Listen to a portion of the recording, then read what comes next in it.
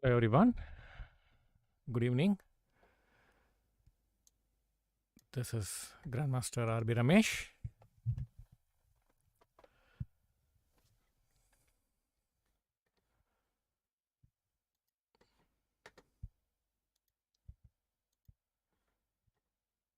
Yeah. Yeah. Hello Mayur. Hello Rajat, Benson, Udisa, Rajat, Rancho, Sasi. Good evening everyone. So in today's session, as the title mentions, I'm going to show an interesting game played from a Sicilian defense and also one game from French defense. Hello Mrinal. Good evening. Hello everyone. How are you?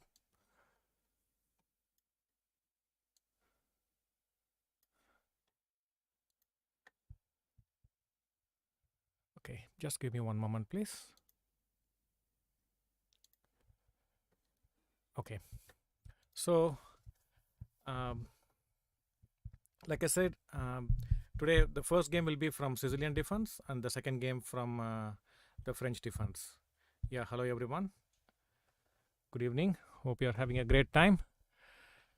So let's begin the session. So this was a game I played against young international master Nilotpal Das. He was playing white from the Sicilian defense, and I was playing black. And in this game, there is some special coincidence, which is I was born on 20th April, and so did my opponent. So we both were like 20th April born players, and he eventually became a grandmaster himself. I too became a grandmaster. So back then, when we played the game, both were international masters. Yeah. So Nilotpal Das is a very um, strong grandmaster, and he had a very enterprising style, very aggressive, but his theoretical knowledge was not very strong. That was not his strength. He was more of a practical player. Yeah, so Shivam is asking which is the best book for positional play. For positional play, there are many books I would recommend. To begin with, probably you could start with My System by Aaron Nimzovich if you have that kind of aptitude. So it's a very old book, classic, and highly recommended by Dvoretsky. So if you have appetite for such old books, probably you could go for it. And regarding the modern books, I would strongly recommend Recognizing Opponent Resources by Dvoretsky. That is also a very good book. Recognizing Opponent Resources by Mark Dvoretsky. And also Art of Peace Play, also by Dvoretsky. Positional Play by Dvoretsky. Positional Play by Jacob Agard. So these are all some of very good positional books. Okay, Shivam? Fine. So let's go to the game. So I was playing white, and back then one of my favorite openings were Sicilian classical defense. Yeah, so this is called the Sicilian classical. Yeah, hello Hardik. I remember. I thought you were the cricket player Hardik Pandya, and when I signed the book Logical Decision Making, I thought it was the cricket Hardik Pandya. But nice to know you, Hardik. Yeah, so here there are many possibilities available for white. One of the non-aggressive moves is bishop e2. Players who prefer to play with classical Scheveningen structures with white, they usually prefer to go bishop e2. This is an interesting alternative. And bishop e3, which is good in the case of knight off. Let me explain. Like if I start with d6 and then I go a6, at this point bishop e3 is a nice move. But in the game, what we got, bishop e3 is not so good because I have knight g4, and when you go bg5, h6, bishop h4, g5, bg3, bg7, now already the knight is under attack. That is why generally players don't play bishop e3 against classical. So now let's see what's the difference between here and Sicilian knight off. Okay, so in Sicilian knight off, when they play bishop e3, knight g4, bg5, h6, bh4, g5, bg3, and bg7. Here you see, because we don't have the knight, instead we have played the move a6, right? So the knight on d4 is not under attack, isn't it? So he can as well play without worrying about a capture on d4, which is not possible in our case. In this case, h3 is not possible because knight on d4 is already hanging. Okay, so let's go to the game. So the two other continuations I just explained about bishop e2 and bishop e3. So the other interesting continuation is the Velimirovic attack, or the Sozin defense, Sozin Sicilian.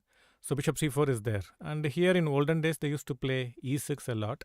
Yeah, hello Brainout, Mayur Gupta. No, I was playing black in this game. And another popular continuation is queen b6, and this is what I used to prefer as a player. I used to like queen b6 a lot. And let's see. Now, in the game, Nilotpal did not play any of these structures, but he went for the most principal continuation, which is called the Richard Razer. Yeah, hello Shankar, Malai Vanakam. Hello Gizma girl. Good evening. So he played bishop g5, and I hope there are no issues with the volume, right? Yeah, hello RKDK, Mrinal Shah, Kushal Sharma. Good evening.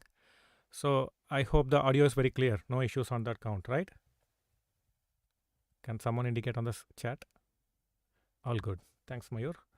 Okay, so let's jump into the position. Okay, so for bishop g5, the most principal continuation is e6. Okay, that's what I played in this game. I played e6 in this game. But let me quickly give you some brief introduction about some other structures possible. Yeah, thanks Bharat, thanks Suganya. So for a brief while, I used to play queen b6 here. This is also pretty interesting move order. Now the pawn knight on b3 is knight on d4 is under attack. So practical thinking is asking, is playing against computer engines as practice match before going to tournament good? I would say I replied to this question on Discord as well. I would generally not recommend playing against the computers at all. That's an extreme view, I understand, because computers have a distinctly inhuman style, I should say. They don't play like humans, and if you play with a decent level computer, then they practically make no mistakes, and they have very deep calculation skills and defensive skills and so on. But when we play against the human players, then they don't play as perfectly. Okay, especially at a lower level, the opponents don't make a lot of mistakes, and it will be good if you can practice playing training games with humans instead of playing against computers. That will be my recommendation. Now that during the lockdown, most of the tournaments are not happening, many of my students, yeah, Mayur, you can join the Discord as well. I've posted the link. You can just refer in the community part. I have posted the link there. So I would, so most of my students, they play practice training games among themselves, or they also play online with other good players from around the world. Okay, hello Yash, hello Manigandan, I'm good. So I would say instead of playing against computers, it makes sense to play against humans. Okay, fine. So queen b6 is an interesting option, and when he goes knight b3, you have e6, now queen d2, a6, castle, bishop e7. Now there are two ideas, f3 and f4, and the theory continues. Okay, and black has some decent counterplay here. Okay, now why queen b6 immediately? Why not play e6 first and then go queen b6? Is there a difference between the two move orders? So let us see that. So if e6, like I played in the game, they usually go queen d2. Okay, and after queen d2, what happens? If I play queen b6, now like before, the knight on d4 is under attack, but he is not obliged to go back by playing knight b3. Okay, So he can also play triple O. Yeah, so Suganya Sai, I have played probably like 4 or 5 games. Yeah, hello, Surya raid incoming. Thank you very much. Thanks for that, Surya. So, uh, thank you very much, Surya Shekhar Ganguli, for the raid. And he has been one of my close friends from young age. And I have seen Surya as a 10-year-old defeating Grigory Sarper at Kolkata Goodrick Open. Kolkata Goodrick Open, he defeated Grigory Sarper as a 10-year-old. And that was a big news, a shocking news in Indian chess, because back then, it was not even thinkable that an Indian can beat a foreign grandmaster. It was not a normal thing as it is these days. Okay, so Surya and Toasted Sagar raid. Thank you very much, Surya and Sagar. That's very kind of you. So, as I was saying, I was also playing in the same Goodrick Open, and he played a nice game. And back then, Ganguly had this typical habit, which is he will play. He will look very innocent, like a teddy bear, and he will keep a small trap, like probably like a pawn sacrifice, and he will look like a Sagar told to change mic. Okay. Is the sound audible? Audio not clear? Teddy bear raid.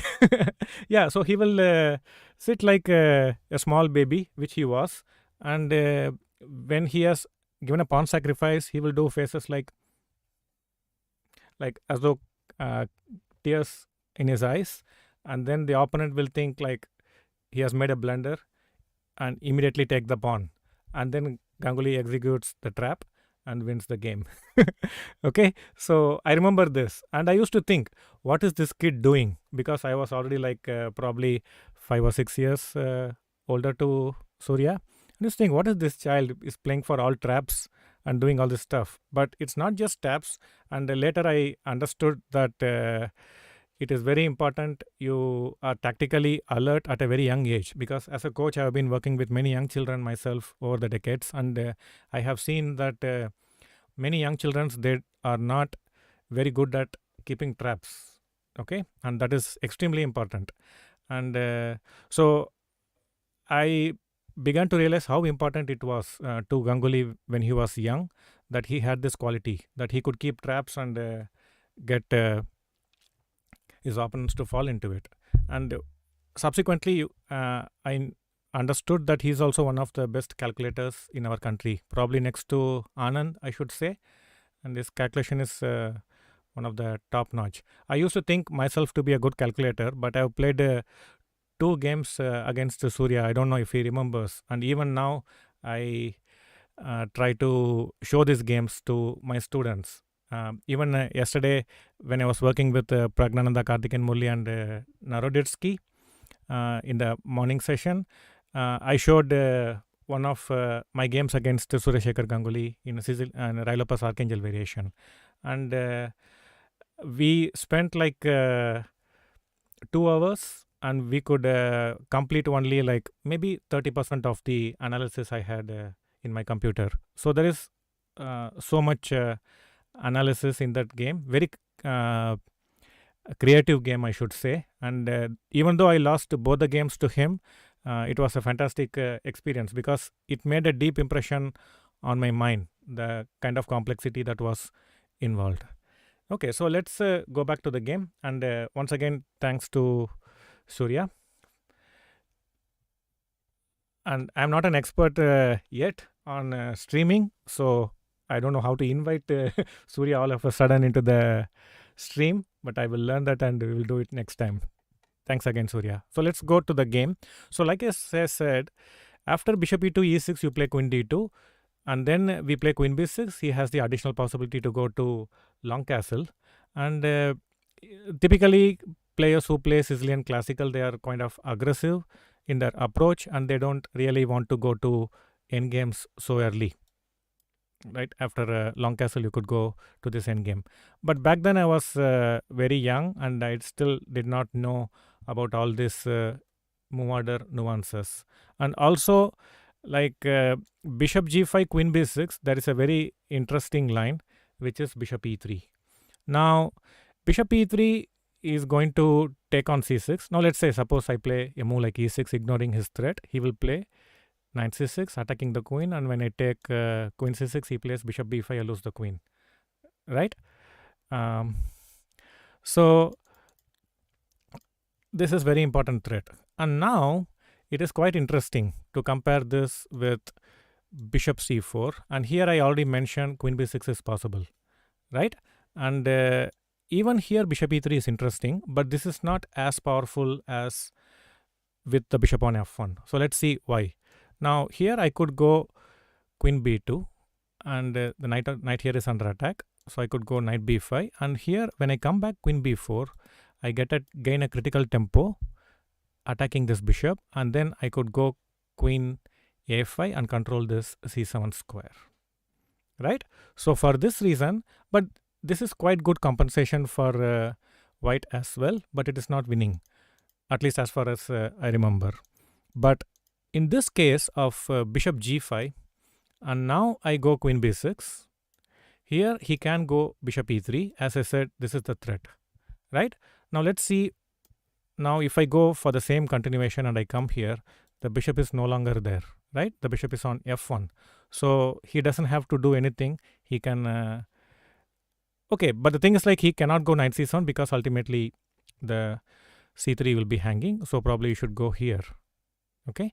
And the threat is knight d5. The other threat is knight c7. And if you go queen a5, I will have like this. And then knight c7. Right? So for this reason, for queen b6, bishop e3, probably the best move for black would be something like a6. The point is, once you take, there is no more bb5. Right? Fine. So in the game, I did not go queen b6. I added queen b6 much later after this game. And he went for the main line, which is queen d2. I played a6, triple O, and h6. Nowadays, this line is not considered to be an ideal setup for black, but back then it was extremely popular, and it was mainly popularized by Vladimir Kramnik. Okay, Vladimir Kramnik, he played this a lot. Even Vishy Anand, he played it few times, and then even Topalov. They used to play this setup for some time, and invariably, all the top players like Shirov, Anand, Kasparov with white pieces, they inevitably went for bishop e3. And back then, this is like pre-computer era. And this game was played in 1996 at Calcutta Open, Goodrick. So here, black has many alternatives. Bishop e7, queen c7, bd7, rook b8. Lot of moves are possible. Hello, Stefan. Good evening. So this was what I was expecting. But the refutation for this, I wouldn't say call it a refutation, but the most principal continuation for white, does anyone know? Yeah, Samartha. Back then, this was a playable alternative for black, a6 and h6, but not anymore. But can someone tell me why it is so?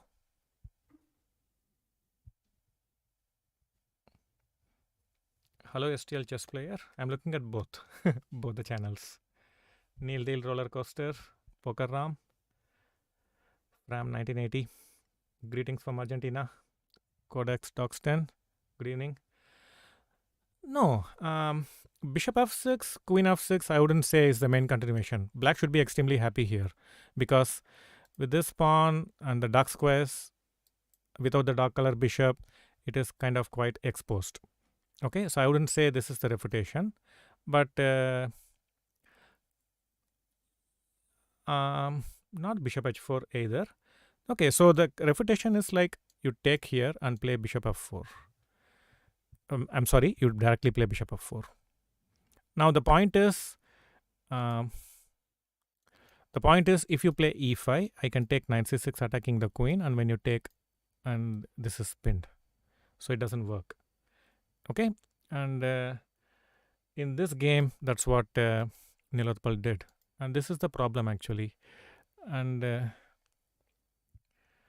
I played bishop d7. Yeah, I'm sorry. The refutation is knight c6, bc6, bishop f4. And as I said, e5 is not possible because of this. And you play d5, queen e3. And it goes like this, bb4. And this is the line. And here white has some pull. But in the game, he played bishop f4. And this was considered not so harmful for black. Now, his idea is to take on c6. Suppose, let's say I play bishop e7. He could take knight c6, bc6 and win the pawn. This is his idea. Okay, so this pawn is having some issues. And what we should do, bishop d7. So Samartha is asking, isn't this with its favorite opening? Not just with it. Many of Indian grandmasters play this. Even Abhijit Gupta, even Nihal Sarin, Srinath Narayanan, they used to play this. But they play for bishop g5, e6, queen d2, a6, long castle. They play bishop d7 here. This is one of the main lines. And recently, the last couple of years or so, there is another move order that is quite becoming very popular, bishop e7. Okay, I don't want to go into the nuances of the opening here, but bishop d7 was popular. Like Kozul used to play this a lot. But nowadays people go for bishop d7 idea, but starting with bishop e7. Yeah. So we crossed 3.5 subs. Thank you very much. Thanks largely to Surya's raid. So let's go to the game. So he played h6, I played h6, he played bishop f4. Now I played bishop d7. Now this is a good way to defend the pawn on d6. So what's happening here? Now if he takes with the knight, I take with the bishop.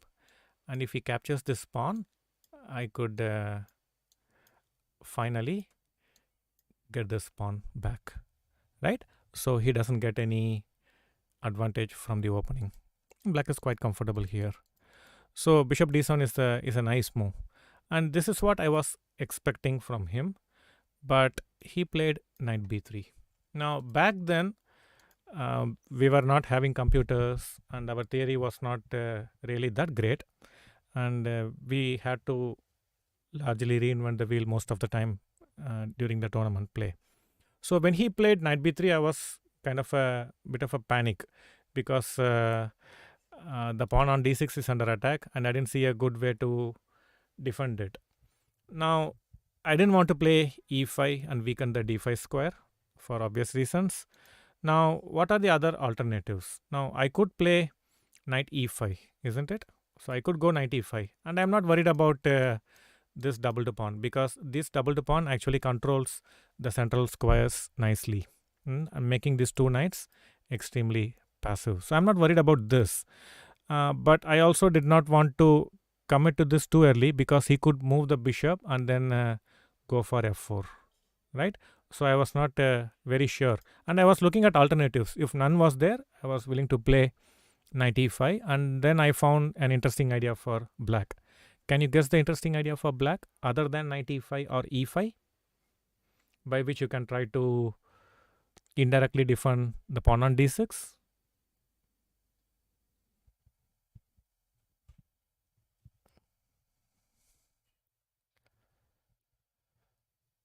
Yeah, Arya Rathod, you're right.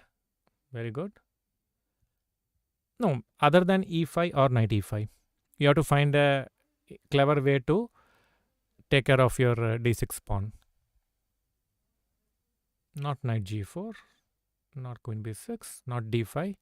d5, like you are keeping the king in the center and you really don't want to open the center like this, isn't it?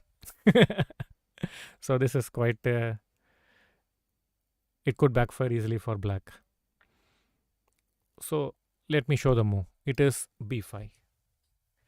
Now I'm simply ignoring the attack on the d6 pawn. What's the point? Now if he takes the pawn, what can we do? We could play b4 and then get knight e4, right? So suppose he moves the knight, I can regain the pawn. Okay, and black is doing quite fine. So this way of thinking, I would call it as active defense. Okay, so whenever something is under attack in our position, the human instinct is to immediately respond to that threat, especially with a defensive move. We would generally like to play a defensive move. Okay, pawn attack, let me defend the pawn. Okay, so this is how typically our mind works. But what we have to learn is, when we want to grow from a normal player into a strong player, then we should start doing difficult things. And this is extremely important, because if we are capable of doing things which everyone else is capable of, then there is not much difference between us and the others, isn't it? So we have to show somewhere that we are different, we are special, we are not like others, right? We are also little bit different and better than others. So for this reason, what I would say, like, when you are trying to make improvement in your chess. Hello, Potato Boy. I'm good. How are you, King Marcher? So one of the things I would recommend is learn active defense. Active defense means, in your games, you will always come to a situation where something or the other is under attack, and your first instinct would be to defend it immediately. And usually the defensive move will make the defending piece passive. Okay, the piece will become really a struggling piece. So instead of doing that instinctively, ask yourself, can I simply ignore the threat? Okay, can I simply ignore the threat and give a counter threat to my opponent? Okay, so that will be a good way to start your thinking process. And if you have a defensive move, you keep it as the last option. Okay, but you don't have to keep it as the first option. Okay, so I would normally tell my students that playing a defensive move is like doing a surgery on a human body, and it will have its own impact, isn't it? Right? When you tear your body for whatever reason, it will have its consequences, it will leave its scar. So that should be the last option. So whatever other options are there, you need to exhaust them first. If none of them work, then you go for surgery. Similarly, when there is a defensive move possible, consider it as a surgery and keep it as the last option, not the first option. So what are the other things I could do when something is under attack, if not defend it directly? Now there are few other options available. One is simply ignore the threat. Let's say he is attacking you, you attack back. Okay, he is giving a threat at one point, you give your threat at a different point. Okay, the counter attack basically. So that's why they say counter attack is the best defense. Okay, or you could also consider that you can sacrifice the attacked pawn or whatever the material is that is under attack. You can also sacrifice the material. Okay, that is also a good way, because by sacrificing material, maybe you will get fantastic activity for your pieces, or you may have a long-term compensation, or you may get a long-term attack against your opponent. Various things are possible. So you could consider sacrificing material for long-term compensation or an immediate attack or initiative. So there are a lot of options to be considered. Even if you can postpone playing the defensive move by one move. So for example, on 19th move, your pawn is under attack. Okay, instead of defending on the 19th move itself with a defensive move, you can consider playing a counter-attacking move on 19th move. He defends, and then on 20th move, you play the defensive move. Okay, so thanks Guzman for that.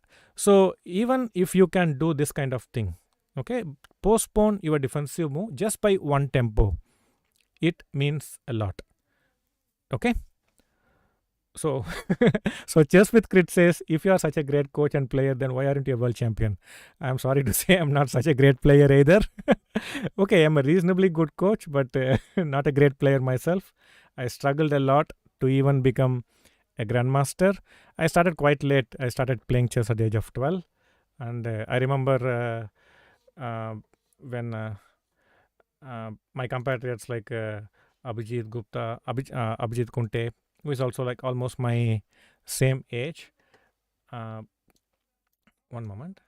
Yeah, so he's my same age. When I started playing chess, in my first tournament, it was National Under 12 Championship.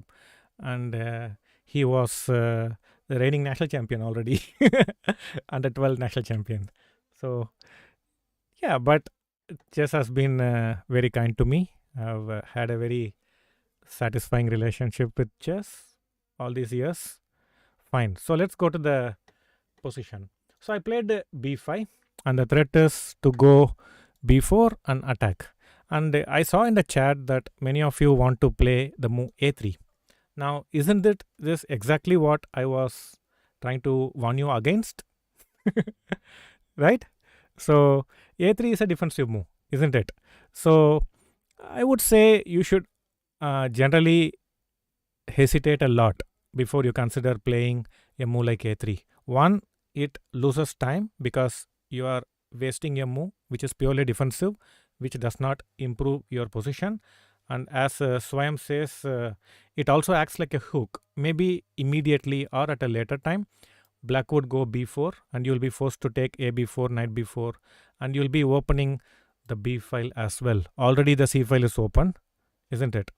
And you will be giving an opportunity for black to open the b file as well.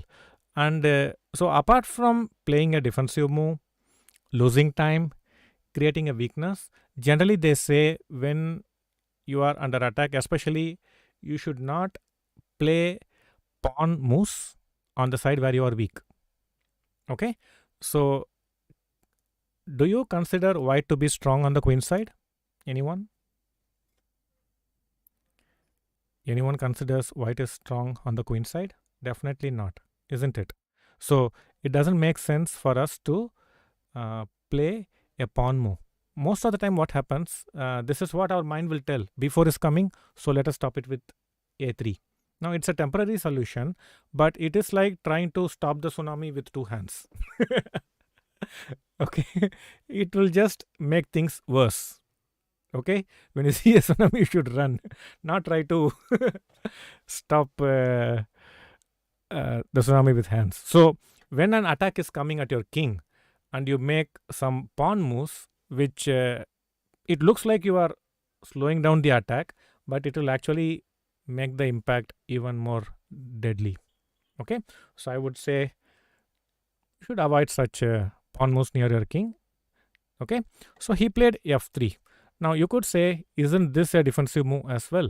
Definitely, it is a defensive move because when he plays b4, now the knight can move without worrying about the e4 pawn. Okay, but it not only defends, it also prepares an eventual kingside attack, right? So now you understand both a3 and f3, they play a defensive role. But there is a difference, isn't it? And the difference is a big one, right? And f3 with g4, h4, he will be playing on the side where he is strong and where probably I'll be weak eventually, right? I won't be attacking him on the king side. So if he starts rolling pawns on the king side, and definitely f3 is helping in that. So just with Kid says, I have defeated many title players online and I'm telling ready to play tournaments, but I don't know how to register and take part in tournaments. Can you explain? So what I would suggest is please register with your national federation. So if you live in the US, it's better to register with the USCF. And if you are a Indian player, you should register yourself with your respective state association and the national federation. And they have the website and all the tournament information is published there. Okay, so you can get all the information. Yeah, you could just register in your respective state association and they will guide you. Okay, still a small kid. Okay, so he played f3. Now for f3, now he is threatening to take this pawn. Okay, and I don't want to play e5 like I said earlier, and I played knight e5. So you see, I was practicing what I was preaching. At this point, I could have saved the pawn immediately by going knight e5, right? But what I did, I played first one intermediate move, forcing f3, and then only I play knight e5. Yeah, Skull Gamer, that's the idea. So I delayed playing a defensive move, defending the d6 pawn immediately. Okay, fine. So here he is not able to play g4 because the pawn on f3 is hanging. So he played queen f2. Now this move makes a lot of sense, isn't it? On the one hand, it is providing support to the pawn on f3 and thereby facilitating g4, g5 rating, g4, h4, and launching an attack. And not only that, it also clears the rook's path against my queen. And generally, it is not advisable to keep your queen in the same file as the opponent's rook, isn't it? So this is the other advantage of playing queen to f2. Okay, so I played bishop e7. Now I can see that he is going to play g4, h4, g5 at some point, maybe immediately.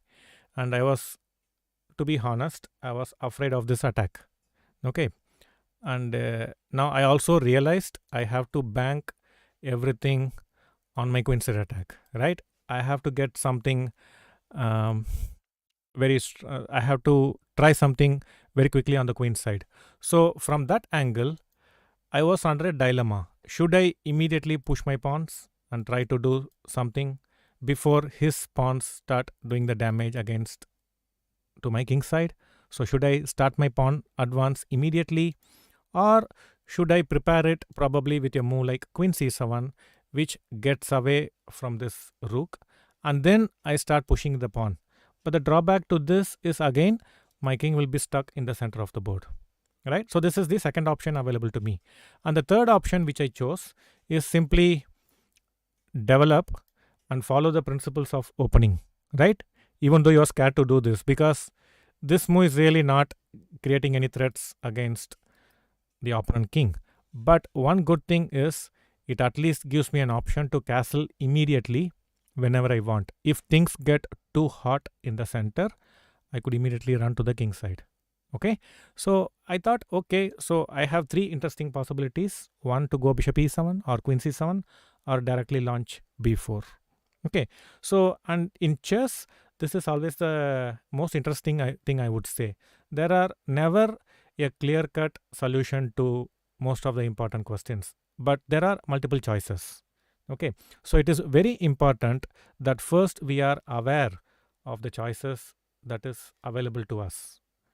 Okay, so we should first know what choices are in front of us. And just a moment, please. Yeah, so it makes sense to be aware what your choices are, and then even if you are not clear how to choose among the choices presented to you, you can still at least take an informed decision, not an ignorant decision. Okay, yeah, potato boy, yeah. Okay, so I played bishop e7, but I would admit honestly, when I played bishop e7, I was like 50-50. Right? Am I playing a move which is losing time, or a good move? I wasn't sure during the game, but after I came back, I checked with computer. It says it's fine, nothing wrong. And here again, I'm presented with the same dilemma. Yeah, Siddhant, I am reading the purple chat as well. Okay, so now the thing is, please don't mistaken, bishop e7 is not a passive move at all. Okay, it is a developing move. And developing moves, however passive it may look, they are still developing moves. Okay, if you don't have an active way to develop your pieces, then you simply have to live with developing them to whatever square that is available to us, isn't it?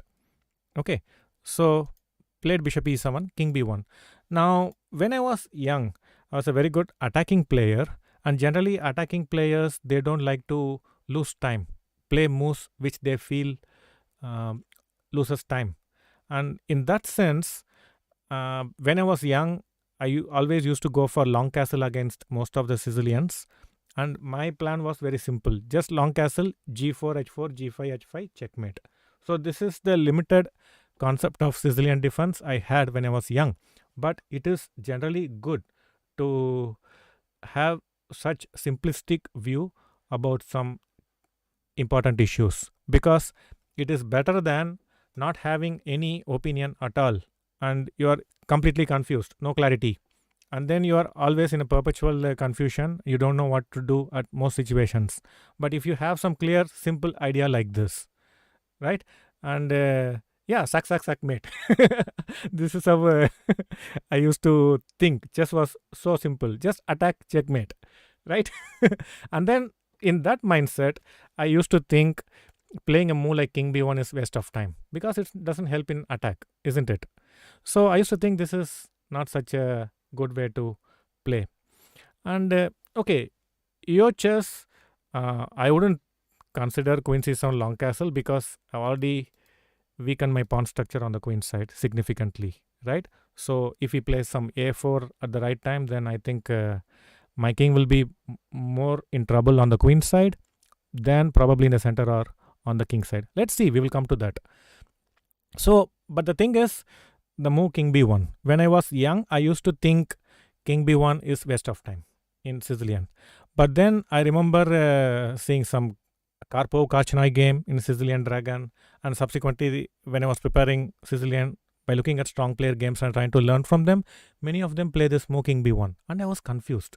I thought these guys are very good attacking players, and don't they know that king b1 is not an attacking move, and it simply wastes time? And still, why everyone is doing it? If at least one is doing and the rest are not doing, I can just say this one guy is an exception.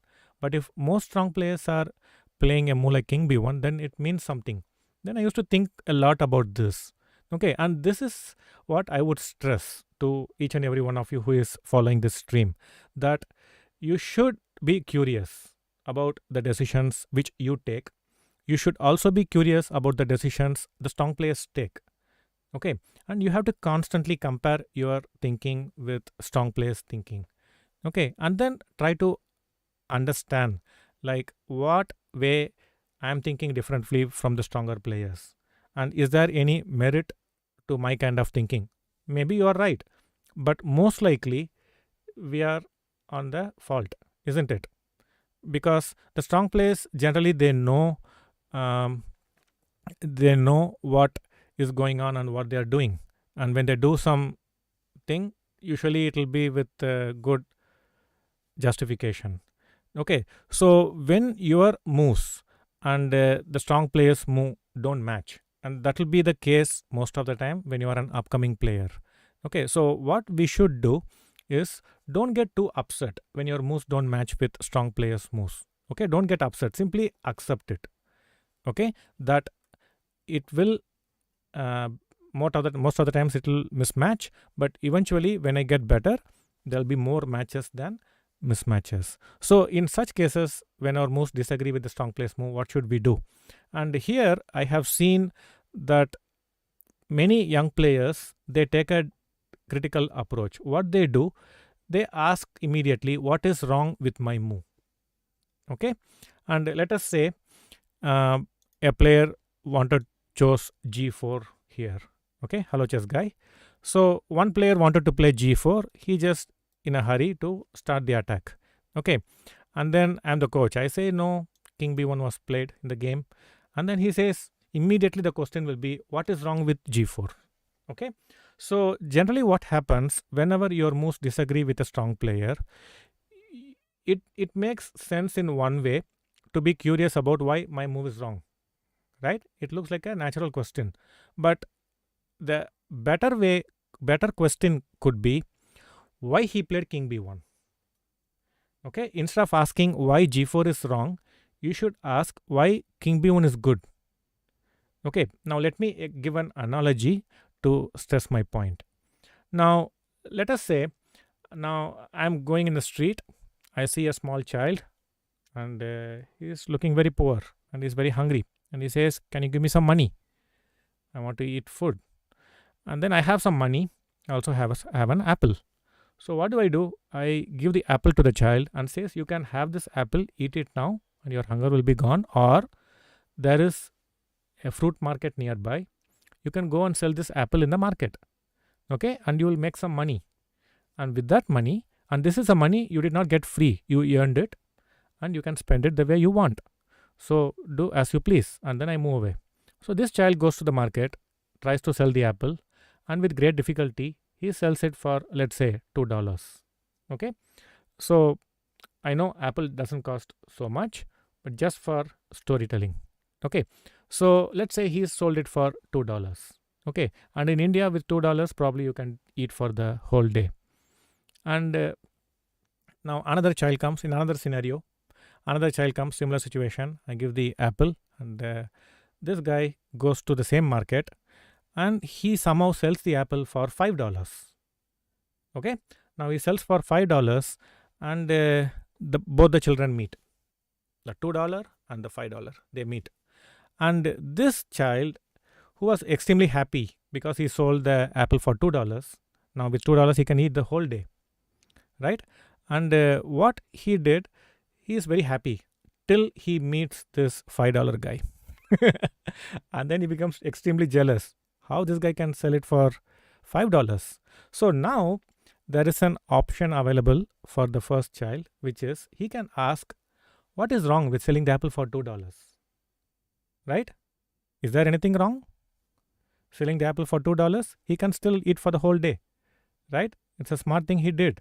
But what will benefit him more is if he can ask the other child, how could you sell this apple for $5?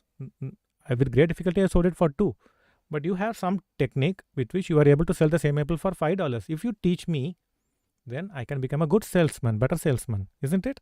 And that will help him in the long run, isn't it? It will improve his skills. So same way, when you're seeing chess, okay, and your moves don't match with a strong player, okay, you could ask, what is wrong with my move? Or you could say, what is right with the strong player's move? Because you know why you suggested G4. You have your justification. You have your reasons, right? But what you don't know, what you need to learn is why King B1 is better than G4. Why the strong player chose to play King B1 instead of G4. If you can learn that, right, you have acquired a skill. And this you can apply in similar situations, right? So please, whenever your moves don't match with a strong player's move, ask the question why the strong player's move is correct, assuming blindly the strong player's move is better than yours. Okay? Don't immediately put the engine on. Ask for engine's confirmation. Many times what can happen is the engine may like your move. This is possible. This has happened to me a lot. Okay, I'll see some Carpo game. I will think of a different move. Carpo plays a different move. I put the engine on. Carpo engine likes my move, and I'm completely confused. Right? So when you are studying strong players games, try not to use. Thank you, Shivaram. So I have Nurture course, lot of PDF chess books, chess software videos. Suggest only one book or method. Little confused. I am 1900 ELO in chess.com. Yeah, thanks for that, Shivaram.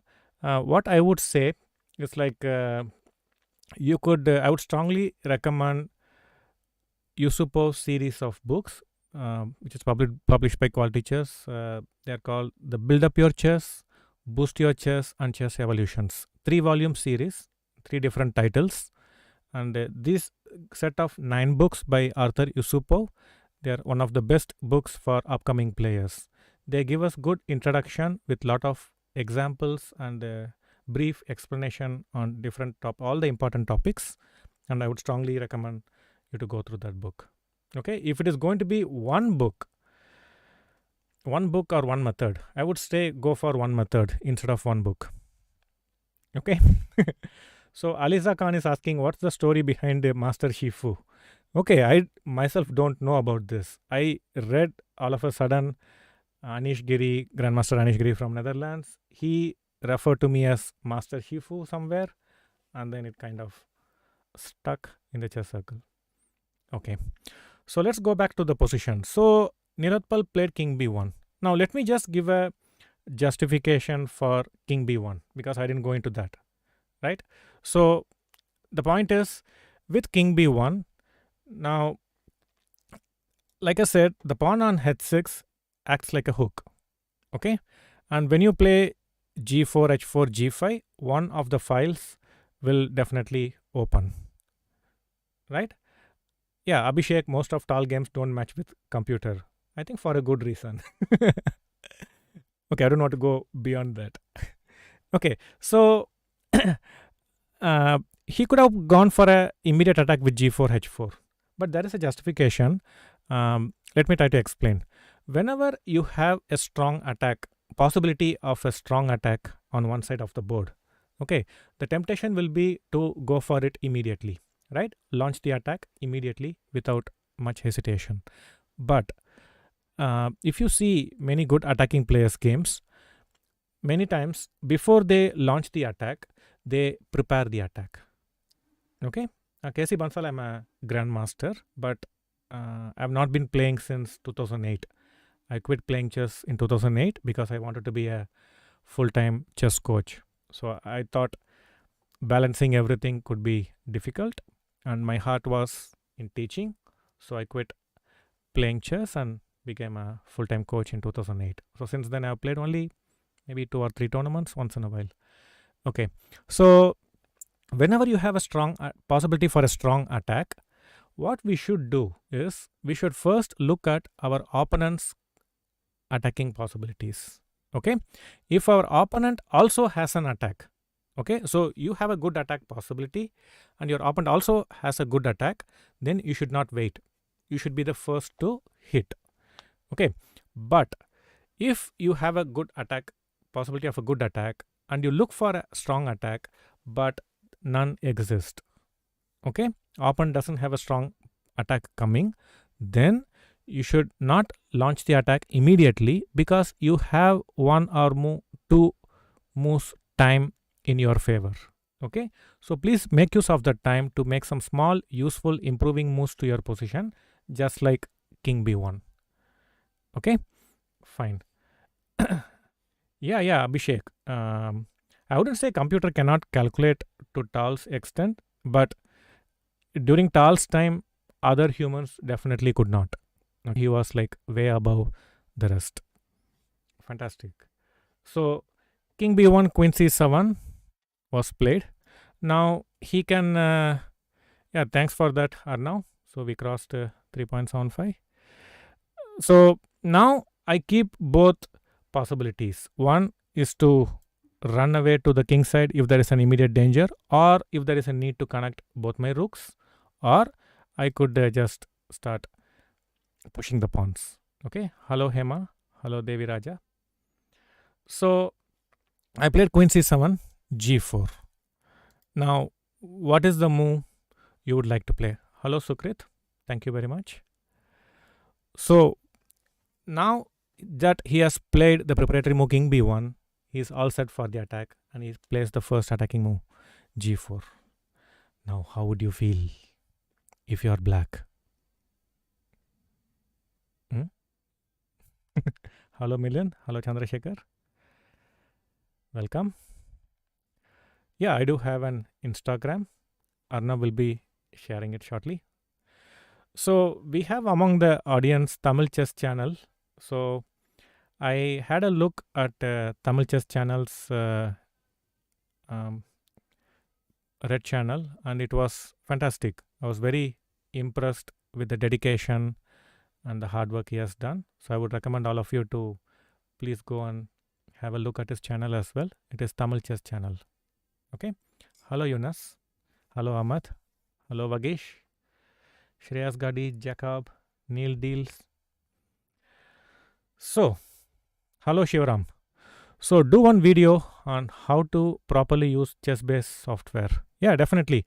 I am having that in mind, but I think Sagar Shah has done a wonderful job, isn't it? He has been publishing a lot of videos on how to effectively use chess-based. And recently, last month, we had the latest chess-based 16 upgrade available in the market, and I got it the first day. And initially, I was kind of disappointed, but the more I dug into the software, I could see that I was missing a lot of useful stuff. So I would strongly recommend to go for chess-based 16. Those who don't have, it's a fantastic software. Would strongly recommend it. Okay, so what should black do here? Should we start an attack on the queen side, or what do we do? So Hema is asking, I'm 1000 rated. I have some knowledge about tactics and positional play, but I could not implement it on the game. Can you recommend something for this problem? Yeah, hello Lisos. Welcome. So this is a problem with most players have, right?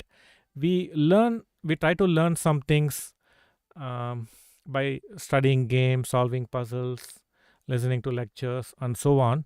But when it comes to practical implementation in our own games, somehow it's not happening. It's like there is always some gap between what we learn and what we are trying to apply in our games, isn't it? Have you felt that way? Anyone felt that way? That I'm apparently learning a lot of stuff, but when I try to play, somehow I'm not able to implement what I have learned. Have you felt that inability? Anyone? Yes. So Rishikesh, yes, isn't it? It's a very common feeling, right? So why this is happening? It is because what happens is we are always trying to acquire knowledge. We want to know about lot of things, right? We want to know about lot of things. So what we do, we keep learning lot of things, and it is all at the intellectual level. Okay, so the analogy I normally give to my students is like, if you go and ask anyone on the street, like, how many of you know that doing exercise is good for health? How many of you know? I'm asking you in both the channels. How many of you know doing exercise is good? It is good. We all know, right? But how many of us do exercise? Very few hands going up. Isn't it? Huh? We all know what is good, but doing it is not easy. Doing the good thing is usually tough, isn't it? So what we do, we give a lot of excuses for not doing things. So generally what happens, we learn about lot of things and we think it is easy to apply. But when we try to apply, you suddenly see, no, I better learn, not apply. Right? So acquiring knowledge is not sufficient. Okay, you need to practice what you have applied. I'll give an example. Suppose you read in some book, or maybe you're studying Kasparov's game, or um, you are seeing Tal's game or Shiro's game, any good attacking player's game, and then you see, like, you should sacrifice a pawn if you're getting a good attack. Okay, you say, yeah, yeah, and he attacks, and you see, so easy. So you sacrifice a pawn and checkmated.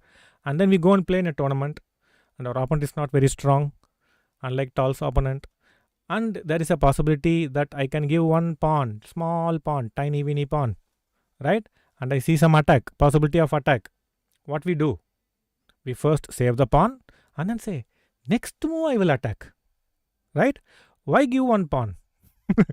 Right? So this is the problem. We learn things intellectually, we have knowledge of what should be done, but when we try to implement, it is a problem. So please practice what you're trying to learn. So let's go to the position. Okay.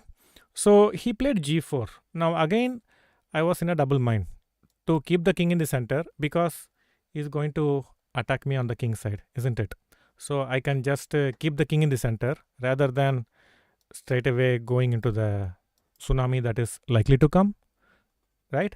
So I could keep the king in the center and try my luck on the queen side. So this was extremely tempting. But what I did, I just castled. So I have this tendency to take too much risk in chess and too much in court.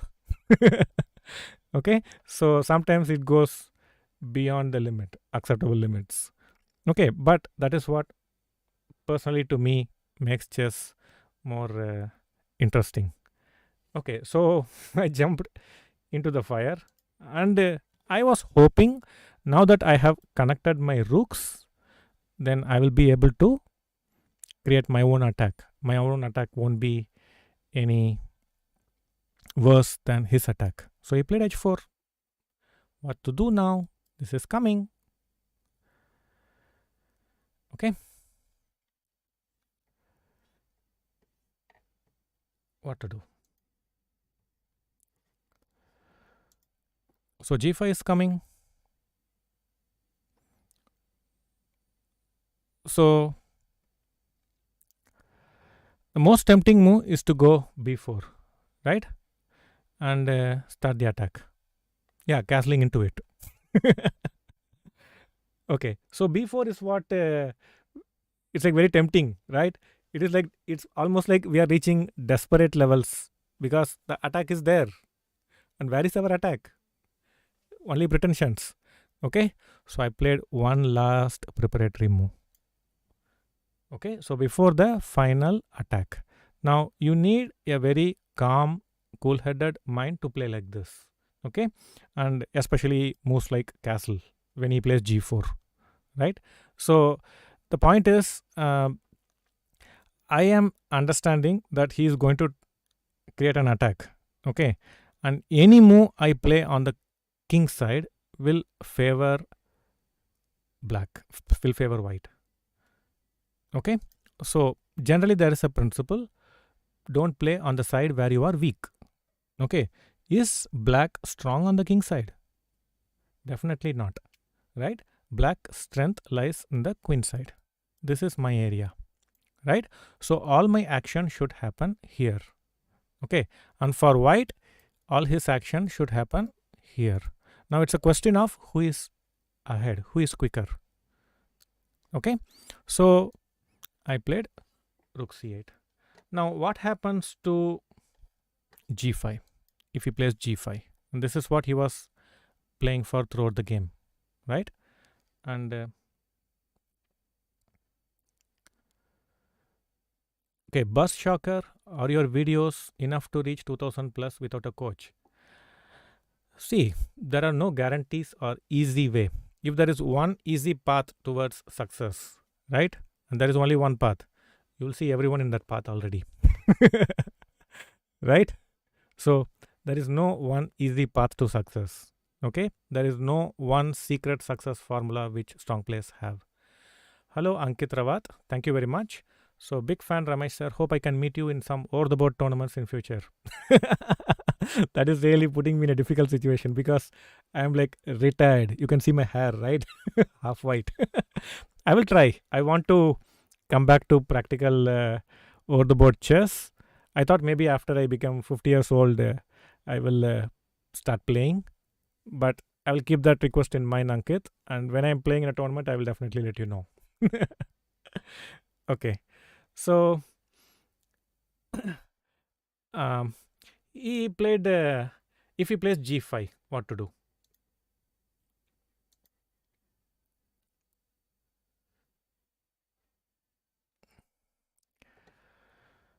Okay, so Shivram, thanks again. Can you comment about Kasparov's comment? Carlsen is Fischer plus Karpov. Are that characters of play become great player? Yeah, it's a very interesting question and interesting observation from Kasparov because he has studied all these players' games and he has played epic battles against Karpov himself. So he knows them pretty well, much better than me. And definitely, like Carlsen's technique is very much like Fischer. Like Fischer, for his era, his technique was way above others. And Karpov also had fantastic technique and very good positional understanding. So Carlsen is a combination of good positional understanding and very phenomenal technique. Like Fischer also was known for that. So I would say even a bit of Capablanca is there in Magnus. So I think this is what typically happens with the subsequent generation of players. They learn a bit from the previous generation players. Okay. So, but as Kasparov said, there is more of Fischer and Karpov in Carlsen than others. I would like to add Capablanca as well to that list. Okay, so g5 is possible. And here, one interesting continuation is you could consider even a move like b4. Yeah, hello Subbu. And something like this. Even this is strong. Very interesting because if he goes, then you have these ideas, right? So this is quite interesting. And if you are not comfortable with this, you could go here and attack the bishop. And the threat is b4. And when the knight moves, the c2 will be hanging. Okay. So both are very interesting alternatives. But in the game, So he saw this threat that I'm going to play b4 and the c2 pawn is under threat. Hello, Redderer. So he played bishop d3. So he also kind of completes his development. So you see in this game, it is not like one-sided attack and the other side is defending, but it is like always both sides are going after each other. At the same time, they are playing some prophylactic or preventive moves, taking care of their king, and then hoping their attack will be more faster than the opponent. So now I think I've done all the preparatory moves. Yeah, thanks Gauri. So I played b4. Okay, and he went back knight e2 and I launched my attack. So now you see that both sides are going after each other very fast. Okay, yeah, hello Janak. I will tell that to Aarti. So he played g5.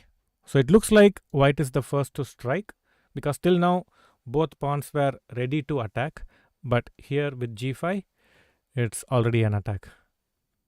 Hello Vallabha, Swayam Basket, welcome. Karthik Dalvi, welcome.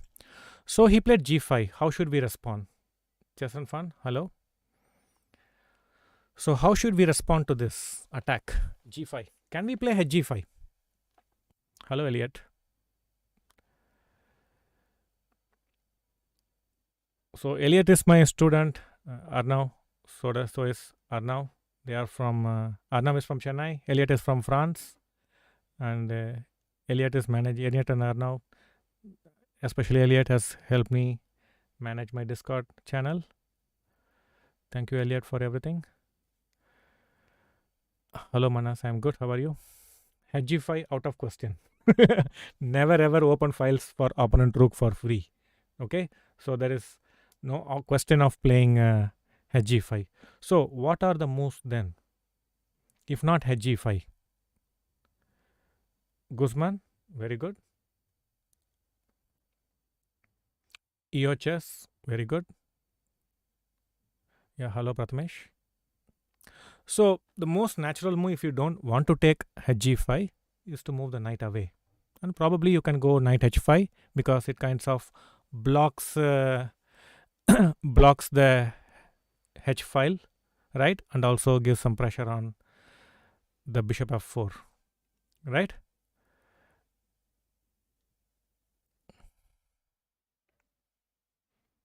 Abhinandan, the feeling is more important. So you could go knight h5 and that was my first option. I wanted to play knight h5 and it's very easy to play a lazy move, right?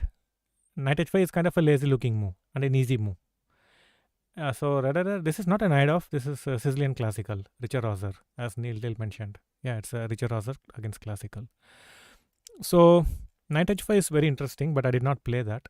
What else could be done? Practical thinking, yes. So what I was saying sometime back about when you are facing an attack, what should be your first response? Our instinctive human response is defense, right? But you could consider playing an aggressive chess, attacking chess, counter-attacking chess. So a4. Okay, now tell me guys, if you can play a move like a4, especially when your opponent has just played g5, attacking your knight, you are ignoring and playing a4. How would you feel? How do you feel? If you can play a move like a4. The first thing I will do is like, when I play a4, I'll just look for the audience. Anyone? Please come and look. Such a nice move. Right? I'm just joking. Like you feel a sense of achievement, isn't it? Right? You're doing something very creative. You're taking a lot of risk. But grandmaster-like, right? Exhilarating, brave feeling, right? And you need to feel that very often. That is when you will enjoy chess. Now, when you are defending, how will you feel? Will you get that exhilarating feeling that you are creating something? No, isn't it? Okay, so it is very important. You have to So chess with crit, you want me to go back in the channel chat and read your question? Do you think that is practically possible? I don't think so. So it is very important that we should play exciting chess as often as we can. Okay, and that is very important because that is when we can really appreciate chess in all its glory. Okay, you have to take risk once in a while. This is very important. Okay, even if you are not sure of the outcome. Okay, risk means if you add this and this, you will get this. Where is the risk? Okay, the risk is you add this and this, you don't know what will happen, and you still go ahead and do it. Okay, because you are curious to know what will happen. Okay, that is creativity, that is taking risk. Okay, so chess with crit is asking, I want to take chess seriously as a career. How shall I start? Okay, you should start working hard. That's where everyone started, and that's where everyone should start. Okay, start working hard. See lot of good chess players games, study their games, and try to learn from them. Okay, that is what everyone does. Try to solve a lot of puzzles as well. Okay, so I played a4 and I was very thrilled. Okay, so all the best chess with crit. I appreciate your what should I say, never giving up attitude. Even though you are spamming the chat doing so. Okay, so I'm not going to answer more questions on this. I will handle that in a different stream. Okay, fine. So I played a4 and now he played knight d4. Okay, so he defended his knight. Now I don't mind defending my knight. Okay, so this is very important. Okay, you should never play the defensive move first if you can. So Medexes says that's why I like to play Trompowsky. It often creates really funny games. Yeah, Trompowsky obviously it creates it gives you very many uncompromising positions, especially if black is also very cooperative. No doubt about it. He didn't take the knight. Trompowsky, I would say it's a very interesting opening choice. So like Arnav says, if you have questions you want to ask from me, you can please join my Discord channel and I'll be happy to share my views. Okay, so I played knight h5 and he played bishop e3. Now what to do?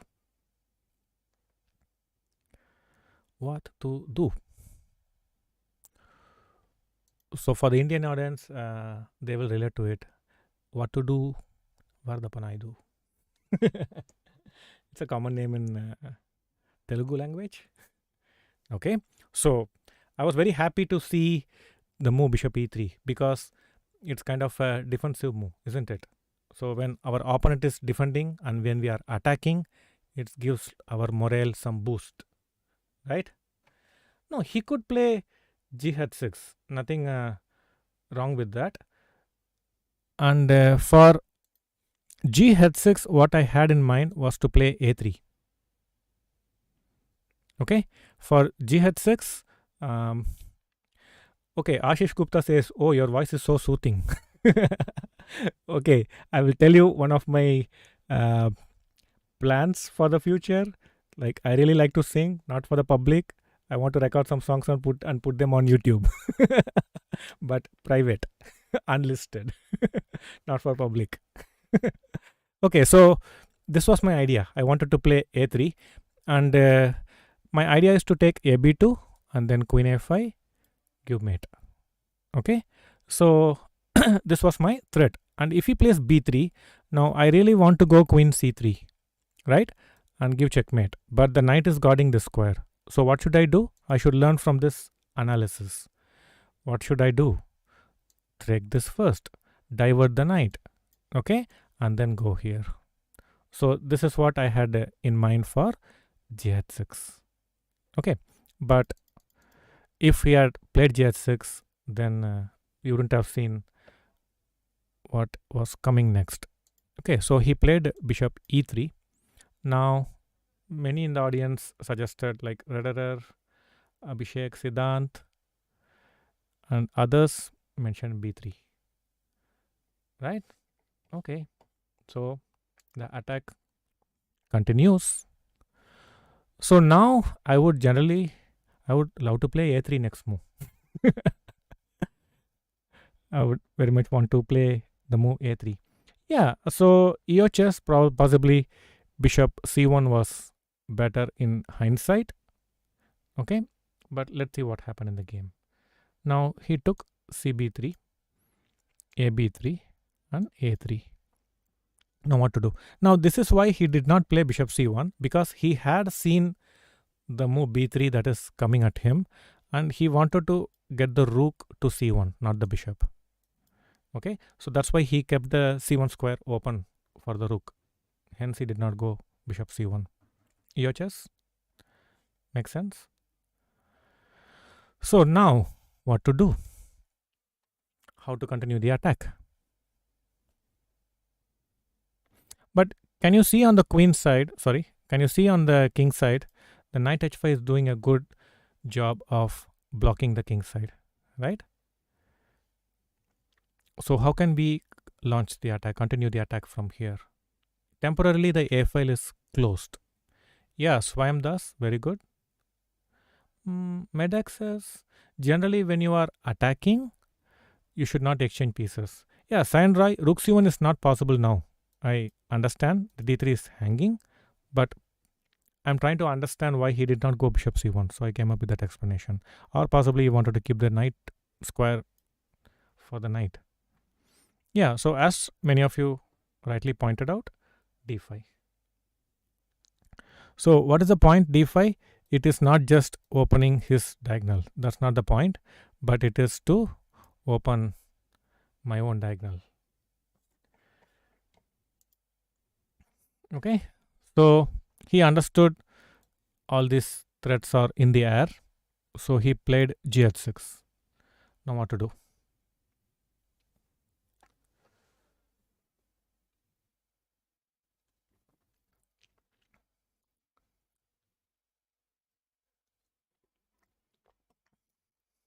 So everyone, please tell me, what's your instinctive reaction when you see gh6?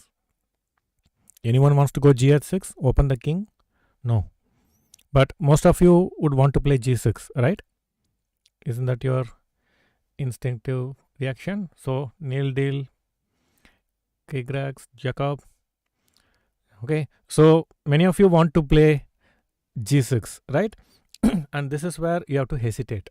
Okay, generally when there is an attack happening on both sides of the board, any move that even hints at slowing down the attack, you should be skeptical of such moves. Okay, if some move is like slowing down your attack even teeny bit. Okay, yeah, goodbye wolf.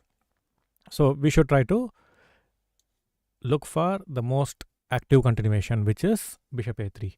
Now the question is, did I calculate all the consequences of bishop a3, or it was more intuitive and less calculation? What do you think?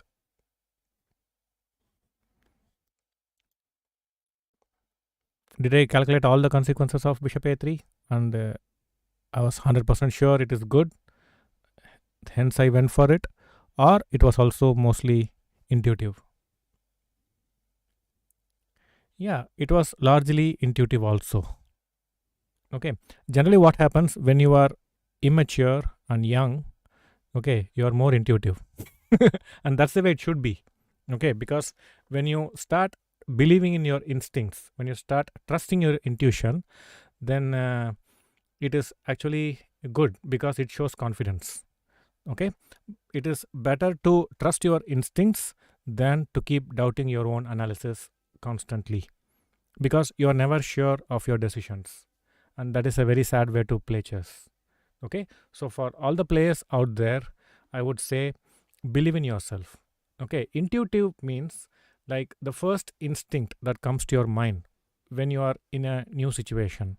Okay, immediately something happens in your brain, some spark. Okay, this is what should happen. This is what I should do. This is how I should react. That is your instinctive reaction. Okay. So does bullet chess helps with intuition? See, generally when you do some good things, exceptional things, your intuition becomes more sharper. Okay. Bullet chess, rather than intuition, it improves your reflex, I would say. Okay. Reflex is how quickly you implement your instincts. Okay. Your implementation speed will improve, but not your intuition. Intuition is not simply taking quick decisions. That is not intuition. Okay. Intuition is outcome of all your learning, all your knowledge, all your skills. Okay. They are guiding you in a certain direction. That is intuition. Okay. Your reaction is, suppose I say boo, and then you do this, right? This is reaction. Okay. So just because I react doesn't mean my instincts are good. Okay. So for players who have not improved your skill, I would say don't play too much bullet. Okay. Maybe you can play blitz games. I am not against playing blitz, but I would say you have to practice regularly at home. And if you have done that day's work, then you should have fun with blitz. It's fine. Okay. Blitz is a lot of fun. It will improve your reaction time. Okay. So it is good to play blitz provided you have done your day's work on chess. Okay. Fine. So he played bishop. I played bishop a3 and he took ba3. Now what to do?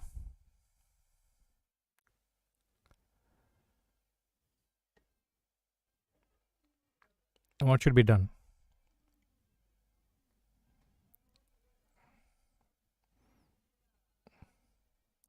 Beast Gaming, English is not my mother tongue. Okay, so I'm not, I don't expect myself to be great in English. And I'm good in Tamil, I'm good in Telugu, and I'm proud of it.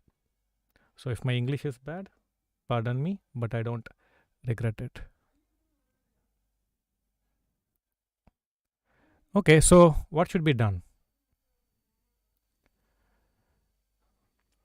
Anyone?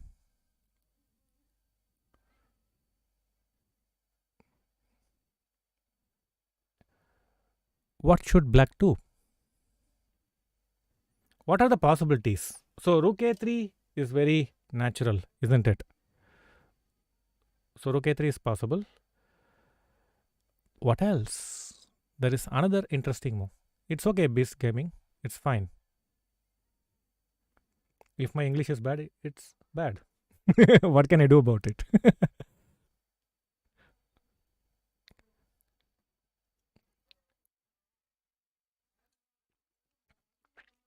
But I hope I am making sense, right? With my bad English. That's what matters, isn't it? So what should black do? Yeah, Nagato Bimaru. Yes, you got it right. So rook a3 is what I played. Very instinctive reactionary move. But probably it makes sense to give the pawn with b2. Why? Because such pawns inevitably acts like an umbrella. Now what is the role of an umbrella? So the umbrella, when you keep it over your head and it rains, the umbrella protects you, gives you protection from the rain, right? So imagine the rain is the attack, right? Rain is the attack and the umbrella protects, okay, you from the rain. So same way, without the b3 pawn, right? Without the b3 pawn, I could launch a direct attack against this king, a frontal attack, right? So rook b8 kind of attack is possible. But with the pawn on b3, it is acting like an umbrella for my frontal attack, right? So I should have simply pushed the pawn and given the pawn away so it can open up the files against this rook. Okay, but being young and impulsive, I played rook a3, but it's not a bad move. He played knight c1. Now, what was the threat for rook a3? So, let's say he takes the pawn. What can we do?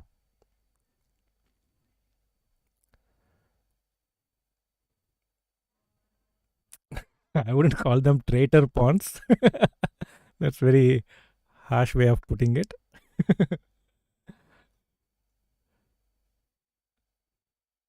So rook a1 looks very tempting, isn't it? If he takes, then just give checkmate, right? But he doesn't have to take. Maybe he can come up, right? And then maybe you have to. Unfortunately, I don't have queen c3 mate, so maybe I have to do this. But even then, this is definitely an improvement, isn't it? Even now, I can consider going here. Okay, so this attack is like very strong. So hg7 is like too much. Just one pawn, come on, it cannot deliver checkmate. So he played knight c1.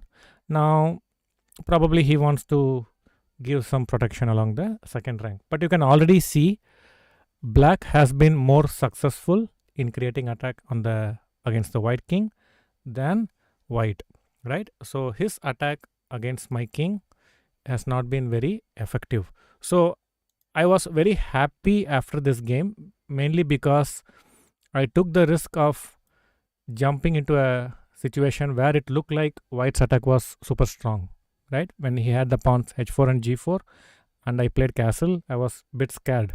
I was a bit skeptical of myself. But then when things evolved the way they did, I felt my intuition, my sense was pretty good, and I understood the position pretty well. So knight c1, and now there are multiple ways to play. You could double the rooks, and maybe you'll play queen b2. It's possible. And I played knight c4. So point is, I don't want his queen to come. Now I want to play here and give mate. Okay. Yeah, thanks Shiva for that. So I played knight c4, basically to prevent queen b2, and want to double my rooks and give checkmate. So let's see what he did. He played knight d b3. But what is he doing here with knight d b3? He is removing the umbrella. Isn't it? He thought he is removing a dangerous looking pawn, but that pawn in some ways was also giving him protection from frontal attack. Right? So now there are many ways to play for win, and one simple way would be first take knight e3, basically to distract the queen. Right? The queen was giving some protection along the second rank, and now you go bishop a4. There is no good way to defend this knight because bishop c2 is not possible. Queen c2 is coming, and if he moves the bishop back, something like this also, queen c2 is met. So the bishop cannot move at all, and if the bishop does not move, it's gone. Okay, so this is lost. So it's a very interesting game, isn't it? No, I don't have the notation paper beside me. I'm just referring to my notes in ChessBase. So I'm using two monitors, and on one I have my chess stuff. I was referring to it once in a while. So I think it's a very interesting game, right? Where we learned few things. So let me try to summarize. So one, in the initial stage where the pawn was under attack, right? When he played bishop f4 at this point. Okay. So I played bd7, knight b3. Now the pawn on d6 was under attack. And here I did not go for defense. I tried to go for counter attack. Okay. And when he tried to play h4, g4, g5 attack, I did not panic. And this is very important. Okay. So you have to realize that chess is not a one-sided game where only you give threats and your opponent keeps defending. Okay. Your opponent also has every right to go after you, and that's what most good players will do. When you go after them, they will come after you, and you should expect it. It should not demotivate you. It should not surprise you. You should not get into a panic mode. Understood? So you have to keep your nerves calm. So chess is not just a question of playing good moves, learning opening, middle game, end game. Okay, it's not just opening, middle game, end game. It is a lot to do with psychology as well. You need to have strong nerves. Now, if you see some Tamil movies and all, or typical Indian movies, when the hero sees the villain, what he does, he will do like this, right? Ooh, like that he will do. And then what will happen? The nerves will come out, right? Right? The nerves will come out. So, chess is all about having strong nerves. Understood? So, it's very important you keep your cool at all situations, especially situations where you are not comfortable. Rajnikant OP. Okay, so Aditya Krishna, thanks for that. After which rating players should focus on openings? Many players say that we should learn Sicilian after reaching 2000. Your views? I wouldn't agree with that. These are all generalizations, I would say. It's very important that you don't focus too much on your openings at early stage. Okay, so please don't worry about, is French a good opening, is Sicilian a good opening, is e4 e5 a good opening, or e4 is better or d4 is better. Please don't worry about these questions. Okay, but there is a more relevant question: what you should do as far as opening is concerned, what I should learn in the opening phase. Okay, so I would say please learn the opening principles, understand the opening principles very well. Thank you for that, Abhinandan Godial. I'll come to your question a little later after I answer this question. Okay, so thank you for that, for your support. So it is very important you understand the opening principles very well. Okay, why each principle is proposed. Like, you have to develop your pieces quickly. Why not delay? Why not I develop my pieces slowly? Why should I not bring my queen out too early? Why should I not go pawn hunting early? Why should I not keep the king in the center? Right? So you have to ask these questions, understand the opening principles well. And that is all you need to learn about openings. Okay? Once you understand the opening principles well, even if you are facing an opening in your game where you have no idea how to do, then you can still apply opening principles. Opening principles can be applied in all the openings, even in openings which you don't know, right? And that will help you. So please focus on learning the opening principles really well by studying classics, and then you deserve to learn the actual openings, study the actual openings. So Abhinandan Godial, thank you very much. Can't come to Chennai and be your Shishya. I will sort of consider this now to be your Shishya on YouTube. Definitely. I wish I could pay more for the priceless privilege. This is the first ever money for chess. This is all I could get. I thank you very much for your feelings. It's mutual. Thank you very much for your support. Okay. So guys, what I expect from each and every one of you is like, enjoy chess. Okay, chess is such a beautiful game, so much possibilities to show your creativity, and you can build your personality through chess. Okay, you can become a better person, you can become a tough person. Okay, you can learn a lot of life lessons through chess. So whether we eventually turn out to become a great player or not, don't worry too much about it. Okay, give it your best shot, and along the way you will learn so many wonderful things through chess. And in that sense, I would say all of us are already quite successful in chess. So let me go to the second game of the day. So I had mentioned that we are going to see one game from Sicilian and the other game in French defense. So let's go for the other game. Okay, so in this game I was white and my opponent was same Nilotpal. I'm sorry, Nilotpal, I'm showing two games on the same day where I bet you, but I respect you as a player a lot. No questions about it. So this is the French Tarrasch variation. All this is quite commonly known, and the most popular move at the top level is generally knight e2. Okay, and I played knight f3. This is not very popular, especially back then. Back then, almost everyone by default played knight e2, and I played knight f3. So, is Sveshnikov good from black side? Definitely. So many strong players are playing Sveshnikov. Definitely, it's a good opening. Super addictive. Chess is super addictive. Prasad, yes, definitely. Isn't it advisable to give 40% time to middle game, 40% to end game, 20% to opening? Yeah, that's what I usually recommend. 40, 40, 20 is the percentage I recommend to my students.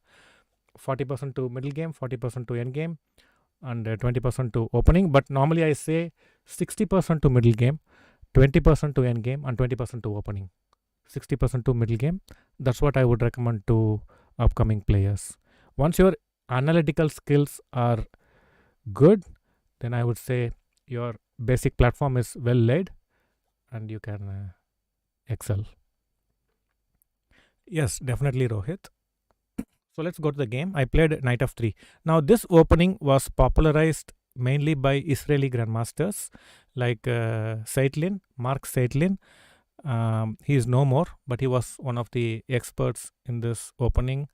Lev Sakis has played, and so the other grandmasters from that country. So I played knight gf3, and he played g6. Now, what should we do? Come on, guys. What should we do? What's the best way to study middle game? Looking at GM games, I would say one, solve puzzles. So I will do one session exclusively on this topic. Like basically, many of the players we have questions. What I should be working at home, right? What I should prepare. I'm ready to practice at home, but I don't really have a plan. So can you give me a plan, right? So I will do an full session on this question alone, how to plan our preparation at home. Okay, so I will take that as the answer for the questions which you have. Okay, soon, one of the days now. So what is the most natural move for white here? Castling. But are we not missing an opportunity to make the game more interesting? Can we make the game more interesting by not playing castle? Yes. G6 is like magnet. Right? Resign. It won't make the game interesting. Come on, Skull Gamer. What is this? Why so pessimistic? This is more fun. Right? So H4. And this is not a new move. It's not my invention. It was already played but not well known. Back then, castle was more popular. Okay. So now, the best move probably is H6. The point is, if I play H5, you can go G5. Keep the king side closed. Or if I castle, you could even consider giving the pawn like this and coming to queen H4. Okay. So initially can spend whole day in stream to show us a game. Just finished my second Red Bull. I'm still in my first. You have already completed 2. Very jealous of you. Okay, so H6 is one of the main moves, and here bishop c2 is very interesting. Okay, so why bishop c2? Can anyone tell me? What is the point of bishop c2? We already have seen that if I castle, then he can go g5 himself. Okay, so why bishop c2? Can someone tell me? It's a prophylactic move. It is preparing some move. Which move? Not pinning the knights. Then I could have gone directly bb5. No, that's not the point.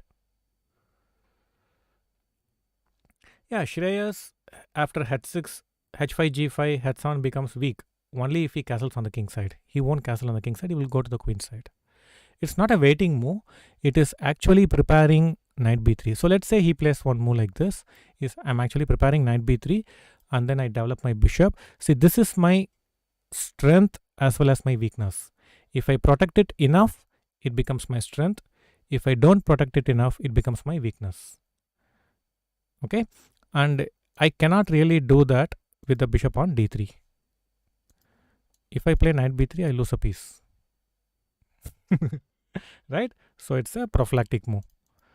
Okay, it is like giving protection to this pawn. This is my weakness because he is going to play queen b6 and increase pressure on my d4. There's no easy way to defend the pawn. You can see that, right? For example, let's say I play this. Not easy to defend this guy. Okay, and it is instructive that he should not play cd, cd and then queen b6 because now I can play knight b3 because there is no c4. Okay, so this was his idea. So bishop c2 is interesting. But okay, he did not play that. He played queen b6, attacking the pawn. What to do? Are we not losing the d4 pawn? What should we be doing? So Mohammad Nahid Hassan is asking, please suggest a book about middle game. There are million books. Okay, there are million books literally. Okay, so I will do. So for the time being, I would recommend a video by Sagar Shah and International Master Saravanan. So he has recommended many books. It's a 3-volume series, I guess. So you can go through that video. Fantastic recommendations are there. Okay, for middle game books. So what to do now? d4 is coming. Yeah. Purple channel. h5. No looking back. Yes, more enjoyable. Now, if he plays bishop g7, yeah, I am writing a book on calculation and mostly it will come out by April 2021 for new in chess. Yeah, so if bishop g7, white has an interesting move. What is that? What is that interesting move? Anyone? No, not h6. If you release tension, the position will simplify. So I feel the Rubinstein French is very under-respected below GM levels. After some preparation in the opening, I experienced endgames always feel more natural and better from black side. Yeah, Abhinandan. Yeah, Rubinstein French is not very popular at the higher level, but I would say like Georgi Mayer, a German grandmaster, he plays a lot of Rubinstein system. Not directly, but very close. He will play knight c3, knight f6, bg5, de4. He plays a lot. And probably it is not very popular at the lower level because it surrenders the center quickly and there is no activity for black.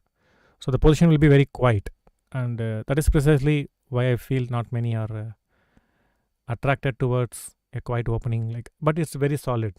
It's very difficult to get an advantage against it. So why are chess books so expensive? Very tough question to answer. And as a player, I have felt similarly multiple times because there are so many good books available in the market, and you want to have them all, but it was not possible to have them all. You couldn't afford all of them, right? So I can understand, I can empathize with your feeling, but that's how it is. Okay, so which is the most important thing for players below 2000? I would say players below 2000, middle game. Okay, yeah. So Abhinandan says, yeah, I studied all Mayer's games. He once said all the Rubinstein I have won is when it reaches endgame. Yeah, his endgame is also phenomenal. His deep positional understanding. Yeah. So which is the most important thing for players below 2000? I would say improve your analytical skills. Don't see chess as opening, middle game, end game. Okay, that is for general public.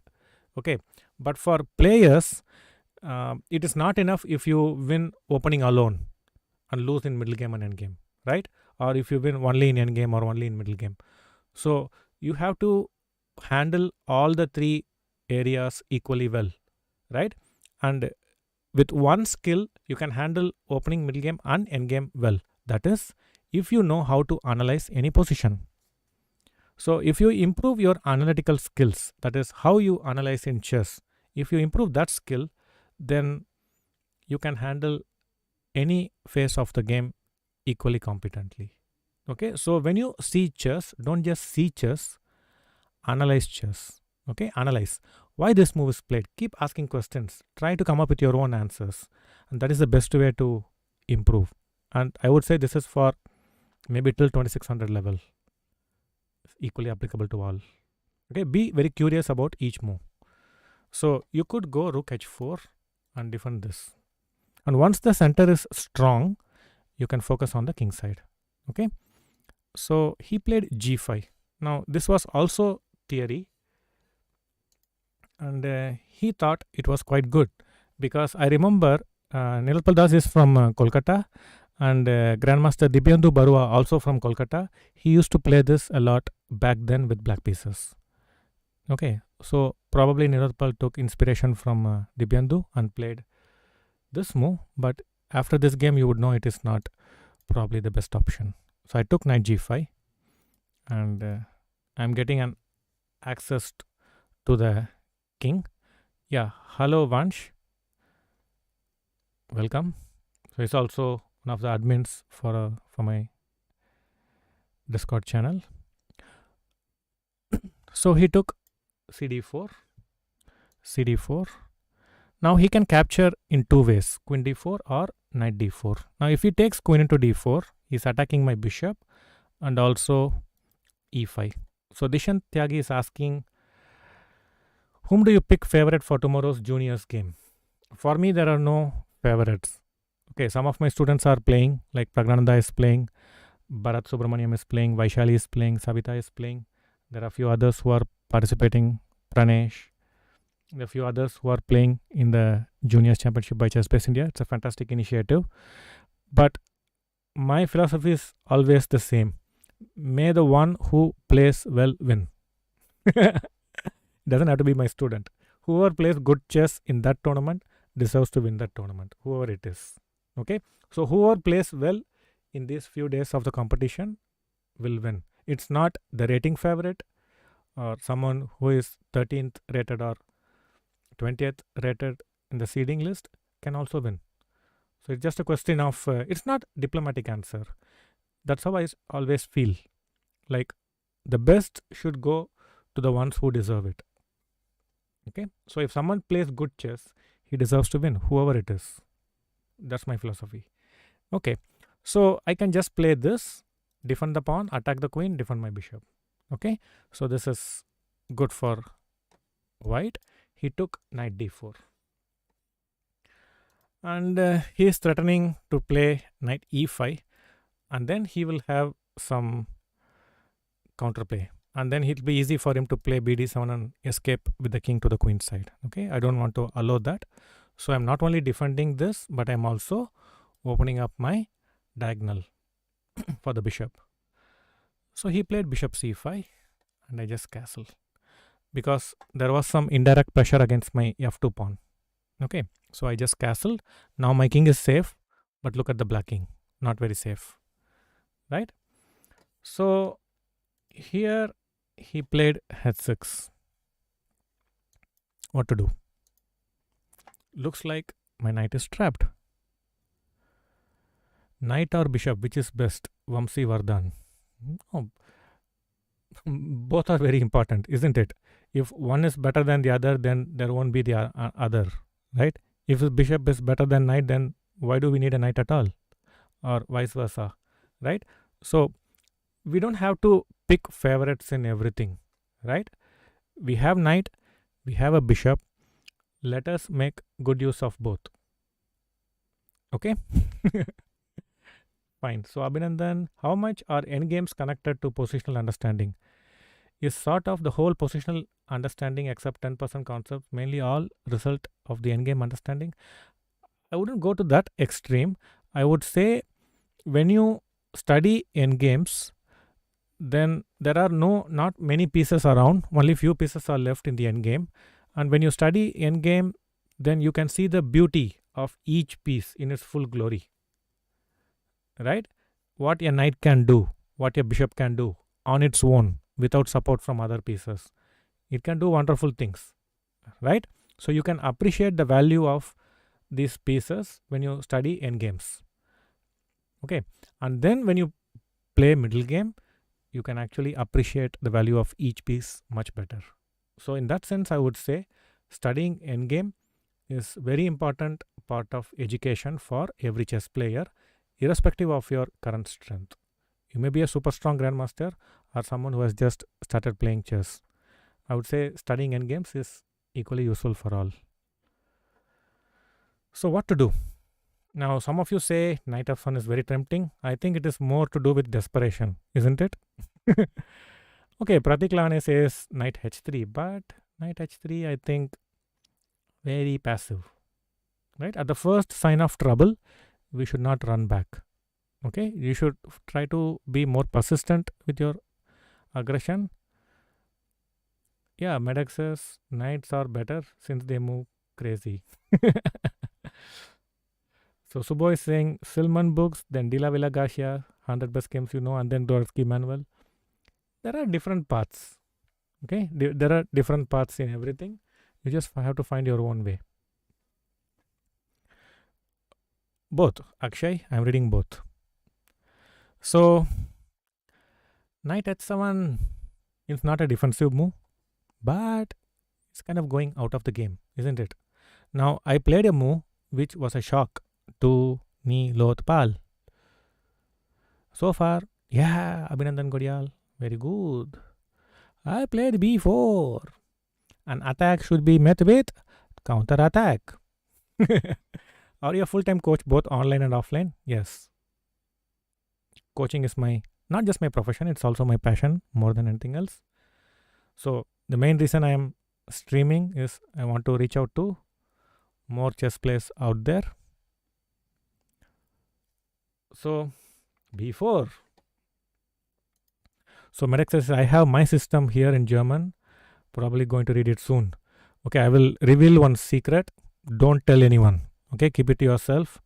So whenever I have sleeping issues, when I was a player, Dvorsky highly recommended my system. Okay, he said everyone who is passionate about chess should study my system. And I had not studied my system till I became a grandmaster. And I felt very guilty. So Siddharth is asking, do you teach Adiban? I had worked with Adiban when he was young. So when I read Dvorsky saying that every player who is passionate about chess, who is ambitious, should read my system, and I had not read my system, and I felt very guilty. Hello, GM Genius Chess, welcome. So I felt like I'm missing something in basic education, so I should start reading my system. And one evening I opened the book, and within 2 pages I was like snoring. So not everyone enjoys all kinds of books. Okay, for some people some books are more relevant, and for others different other books are more relevant. So you have to try one book which is highly recommended. If you like it, please go ahead. Otherwise, move to other books which makes more sense to you. Yeah, so GM Genius, because you mentioned that Alexander Alikans had a big impact on you, I started reading Alikans' best games. Thank you very much. It made you an attacker already. So you see. Okay, so I played b4 here. So you see, it's very important. We occasionally come up with shocking moves, okay, which our opponent does not expect at all. Okay, so we have to be very creative, take risks, and that way you can enjoy chess. Okay, so I played b4. Now he took hg5. The point of b4 is, okay, if he takes this, I can play rook b1 because the queen is defending this point, right? And now when he goes, I can take knight d4. Okay, or I could even start with knight f7. This is the point. The point is, if he takes, I take, he takes, I give check. When he moves, I can take. But with the queen on b6, he would capture back. Okay, so that is why I have to distract this queen away from defending the knight. So that's why you played I have to play rook b1.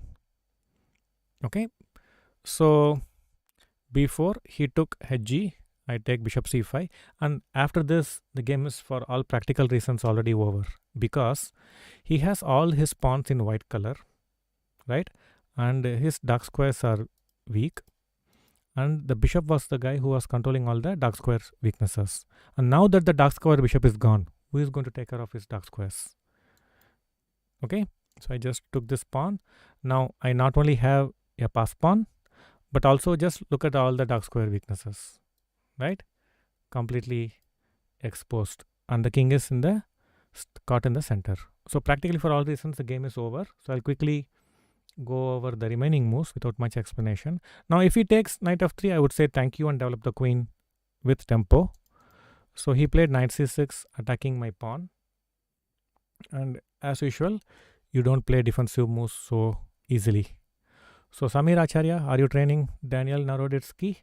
Yeah, we have been working for a few months now online.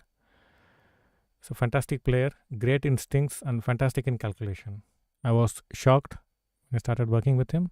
He is amazingly good in his analytical skills and fantastic reflexes. Okay, so now if he takes, I can just take and play bishop f6, right, and a fork. So he can't.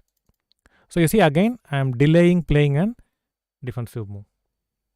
Okay, so yeah, what about rook h5 on the previous move, right? Rook h5. I can maybe at the worst case I can just do this, right? Now this is under attack, and if you take this, now you can't defend both. So I think this is lost. Okay, so Gagan is asking, what should we have to do for analytical thinking? So when you see chess, don't just see chess, analyze and see chess. This is very important, I would say. Okay, you have to analyze positions, not just see moves. You have to sit and think why this is played, why that move is not played. This way you keep asking back and forth and provide your own answers. Then you will improve your analytical skills. If you just see, keep your mind blank and see games, even if you see all world championship games, it won't have much impact on you. So instead of just seeing games mechanically, go through them slowly, be very curious and try to understand the reasoning behind each move. Okay, so I played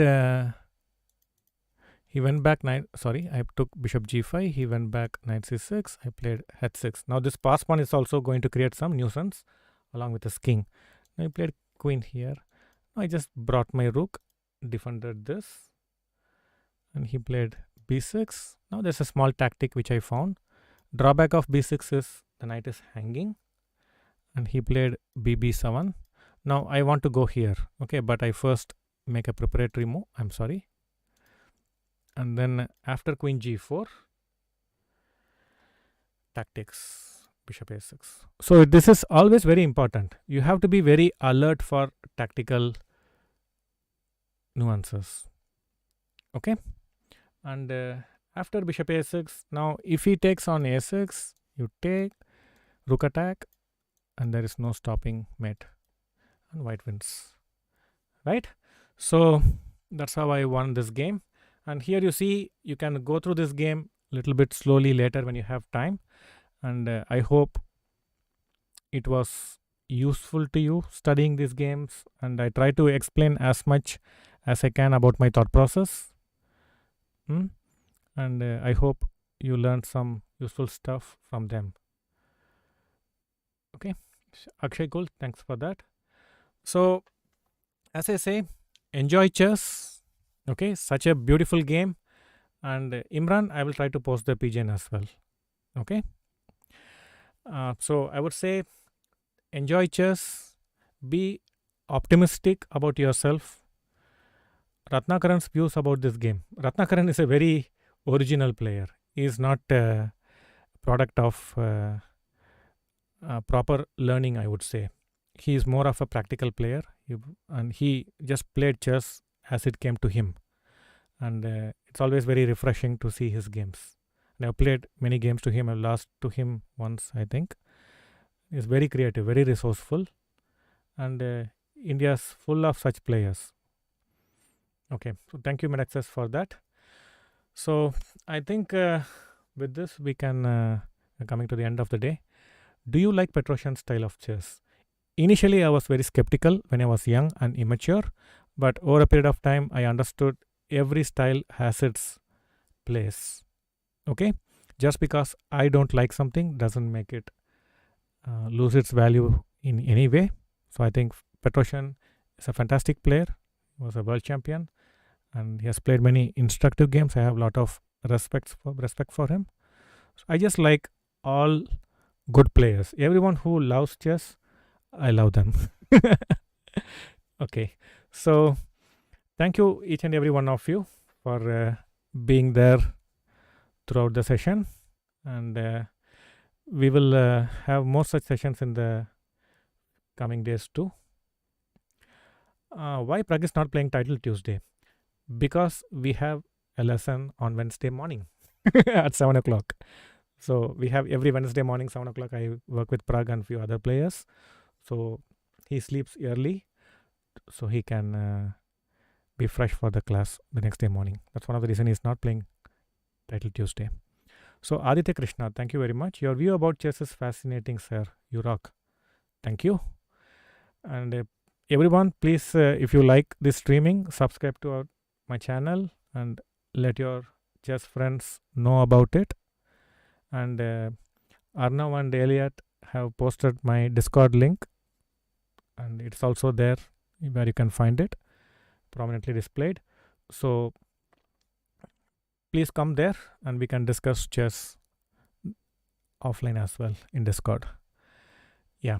So Skull Gamer, I hope you enjoyed the session, and that is the Guru Dakshina.